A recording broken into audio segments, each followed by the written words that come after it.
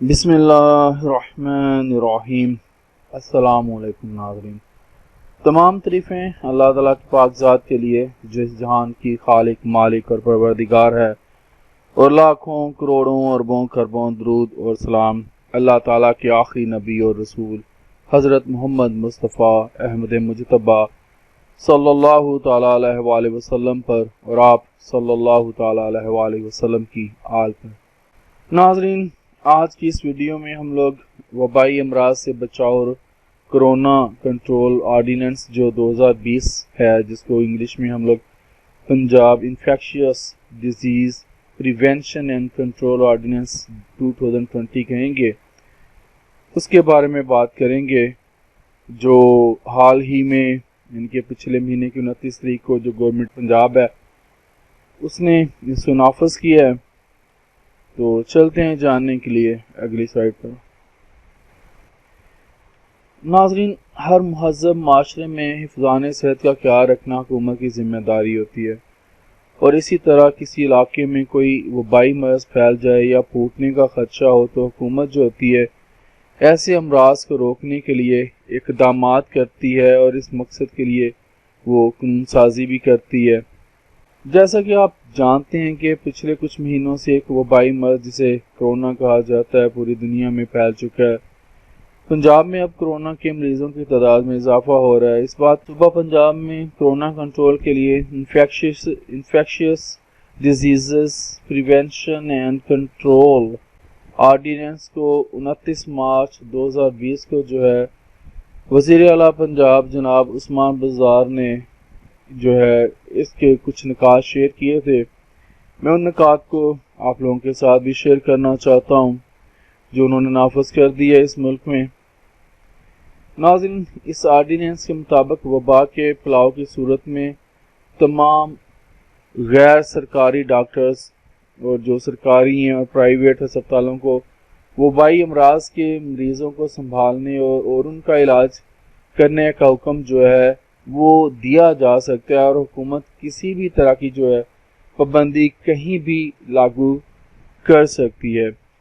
इस कानून के तहत हुकूमत जो है वो मंदिरजा से पाबंदियाँ आयद कर सकती है, यानी कि पाबंदियाँ आयद करने के जो इख्तियारात हैं वो इस कानून के तहत कौन से हैं उनको जानते हैं।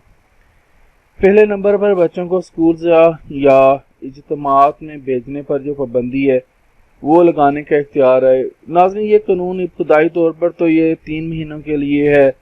अगर ये जो कोरोना जो डिज़ीज़ है ये मज़ीद एक्सटेंड कर जाती है, बढ़ जाती है, तो फिर हो सकता है कि ये कानून भी ज़्यादा देर के लिए इफ़ेक्टिव बनाना पड़े। दूसरे नंबर पर है जाम बहक होने वाले अफराद की मैयतों को संभालने, तदफीन और मुंतकली से मुतल्लिक़ पाबंदियाँ लगाने का इख्तियार जो है वो इनको है।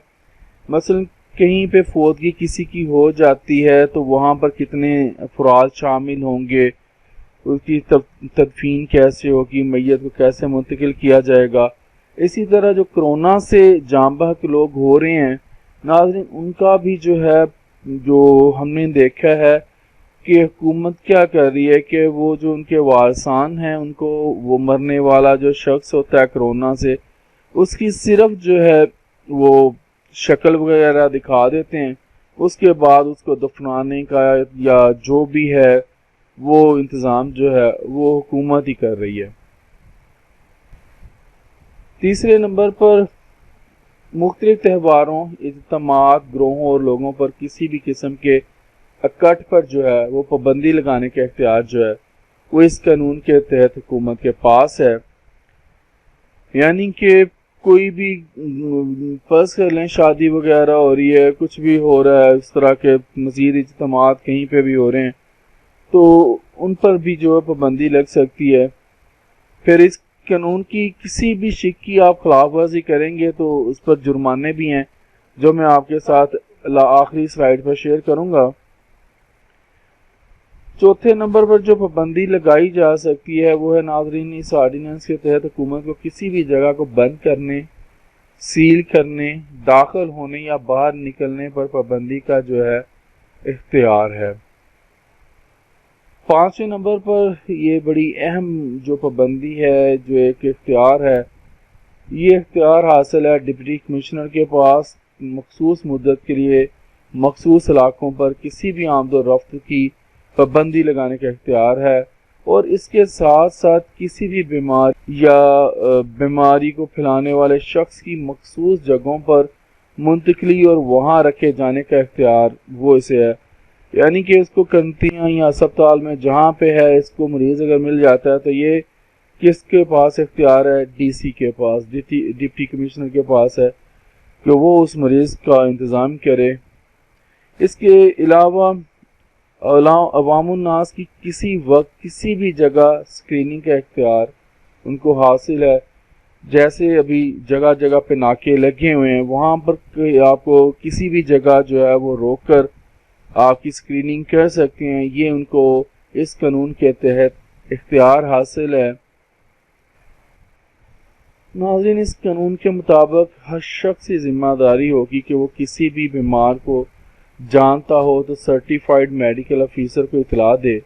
عمل درآمد نہ کرنے کی صورت میں سزائیں اور جرمانے عائد ہوں گے، جو میں آپ کے ساتھ انشاءاللہ اگلی سائٹ پہ ضرور شیئر کروں گا۔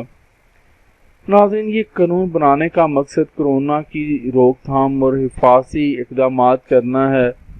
جیسا کہ آپ جانتے ہیں کہ پوری دنیا اس وبائی مرض کا سامنا کر رہی ہے، اور اس مرض کی ویکسین بنانے کے ساتھ ساتھ قانون سازی بھی کی جا رہی ہے۔ یہ قانون ایمرجنسی حالات اور مستقبل کی جو ضروریات ہیں ان کو مد نظر رکھتے ہوئے جاری کیا گیا ہے۔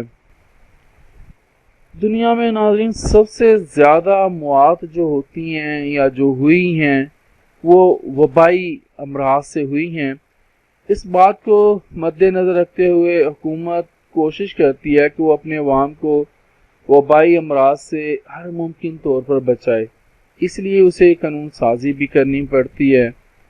دنیا میں 5 بڑے وبائی امراض گزرے ہیں جنہوں نے دنیا کی تاریخ بدل دی۔ ناظرین، کرونا ایک فسانہ نہیں ہے بلکہ یہ ایک حقیقت ہے۔ وبائی امراض اللہ تعالیٰ کی طرف سے عذاب ہوتے ہیں، اس لیے ہمیں اللہ تعالیٰ کی طرف رجوع کرنا چاہیے اور اپنے کردہ اور ناکردہ گناہوں کی معافی مانگنی چاہیے۔ اس کے ساتھ ساتھ حکومت کی بتائی ہوئی ہدایات پر عمل کرنا چاہیے اور قانون کی پاسداری کرنی چاہیے، جس سے یہ ثابت ہو کہ ہم لوگ اچھے شہری ہیں۔ اس میں ناظرین ہماری اپنی ہی بھلائی ہے۔ پاکستان میں اس سے پہلے بھی قانون سازی کی گئی ہے، جس میں مغربی پاکستان کا جو ہے وہ وبائی امراض کا قانون 1958 ہے، اس کا انفاذ جو ہے وہ پورے پاکستان پر ہوتا ہے۔ اس کی تفصیل میں اپنی اگلی کسی ویڈیو میں آپ لوگوں کے ساتھ شیئر کروں گا۔ ناظرین، اب بات کرتے ہیں جو موجودہ قانون جو ہے اس کی خلاف ورزی پر سزاؤں کی۔ تو ناظرین، اس قانون میں کچھ خامیاں بھی ہیں جو میں اپنی ویڈیو میں اگلی میں آپ کے ساتھ شیئر کروں گا انشاءاللہ۔ تو اس میں جو خلاف ورزی پر سزائیں ہیں، اس کی احتیاطی تدابیر کی خلاف ورزی پر، ناظرین اس قانون کے مطابق پنجاب میں کسی ایک احتیاطی تدبیر کی جو خلاف ورزی ہے اس پر 2 ماہ قید اور 50,000 روپے جرمانہ ہوگا، جبکہ ایک سے زائد احتیاطی تدابیر کی خلاف ورزی پر 6 ماہ قید اور 1 لاکھ روپے جرمانہ ہوگا۔ ہسپتال یا کرنطینہ سے فرار پر سزائیں ہیں۔ ناظرین، دیکھنے میں آیا ہے کہ بہت سے لوگ جو ہوتے ہیں جو مریض ہیں، کئی دفعہ سننے میں بھی آیا ہے کہ وہ ہسپتال سے یا کرنطینہ سے فرار ہو جاتے ہیں کسی طرح سے، شاید پتہ نہیں کیا مسئلہ ہے۔ تو ناظرین، صوبہ پنجاب میں اس قانون کے تحت جو کرنطینہ سینٹر ہے وہاں سے یا ہسپتال سے کوئی فرار اختیار کرے گا تو اسے 6 ماہ قید ہوگی اور 50,000 روپے جرمانہ ہوگا، اور اگر دوبارہ فرار کی کوشش کرے گا تو اس کوشش پر اسے جو ہوگی 1.5 سال کی جو ہے 18 ماہ کی قید ہوگی اور 1 لاکھ روپے جرمانہ ہوگا۔ تو ناظرین، آج کے لیے اتنا ہی۔ زندہ رہا تو آپ کے ساتھ پھر انشاءاللہ اگلی ویڈیوز میں ملاقات ہوگی۔ اجازت دیجیے، اللہ حافظ۔